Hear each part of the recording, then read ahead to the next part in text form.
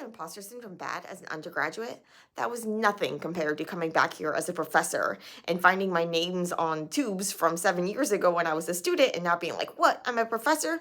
I don't deserve to be here. They're going to find out that they made a mistake, that I'm still supposed to be a student, that I'm not supposed to be a professor, that they made a mistake, that I'm just an imposter. So this is the idea of imposter syndrome, where basically you feel like you don't deserve to be here, people made a mistake in allowing you to be here.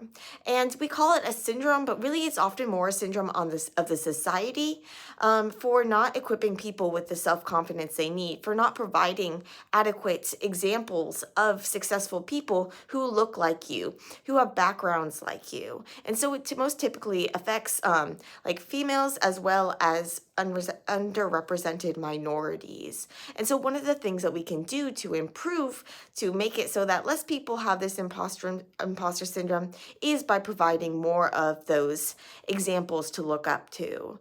So I am super, super grateful that here at St. Mary's, I have some fabulous colleagues who provide great examples, some powerful female role models.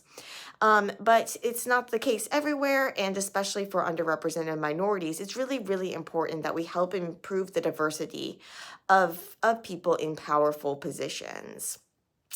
So, but with regards to the imposter syndrome, we can also take an effect by helping promote self-confidence in the people that we're training, in the people around us. When I was a student, I never would have thought it was possible to come back here as a visiting professor.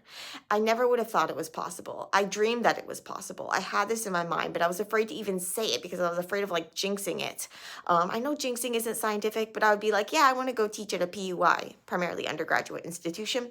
I wouldn't say St. Mary's, except for like my family and friends, because I don't know, it just felt like if I said it and then it didn't happen, I'd be even more disappointed. So I still can't believe it happened, and I'm still trying to believe that it happened, but it's really important to me to be able to fake it till I make it and actually do make it, because I want my students to know that they belong here. I want them to feel like they belong here at a deeper level than I do, just because it's my own like self-confidence issues. But I want my students to know that they can accomplish their dreams as well. And if they work hard, I want to do my best to make sure that they can accomplish whatever they set their mind out to, well, within resource limits, which is always a problem. But I want to do what I can to help them. And one of the things I can do to help them is to help them develop that self-confidence. One of the things that helped me most when developing my self-confidence was actually getting involved with research, was actually being able to see, oh, I can design experiments, I can perform experiments. Oh, look what I did the first time, and now look what I'm doing. I'm doing it so much better.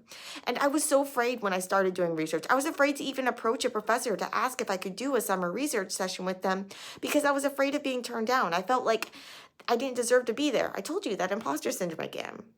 And so, but one of my professors, Dr. Vidya, convinced me to go ask Dr. Sigmund, and I did, and that was the beginning. And so now I'm actually working in the same lab space I was before, but now as a visiting professor. And so really getting that research experience early on helped establish this confidence in me that I'm still working on every day.